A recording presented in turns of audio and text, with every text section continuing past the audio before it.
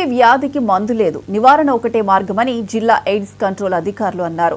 ప్రపంచ ఎయిడ్స్ దినాన్ని పురస్కరించుకుని ఈ రోజు నిర్మల్ జిల్లా కేంద్రంలోని స్థానిక ఆర్డీఓ కార్యాలయంలో ప్రత్యేక ర్యాలీ నిర్వహించారు. కలెక్టర్ అభిలాష అభినవ్ జెండా ఊపి ఎయిడ్స్ అవగాహన ర్యాలీని ప్రారంభించారు. ఈ ర్యాలీలో జిల్లా వైద్య ఆరోగ్య శాఖ అధికారులు, ఆశా కార్యకర్తలు పాల్గొన్నారు. జిల్లాలో 4 హెచ్ఐవి ల్యాబ్లు అందుబాటులో ఉన్నాయి.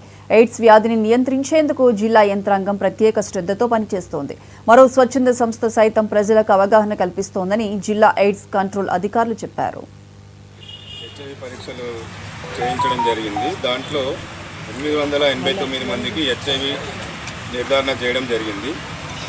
2024 సంవత్సరం ఏప్రిల్ నుండి అక్టోబర్ నెల వరకు 21,315 మందికి హెచ్ఐవి పరీక్షలు చేయగా 59 మందికి హెచ్ఐవి పాజిటివ్ ఉన్నట్టు నిర్ధారించడం జరిగింది.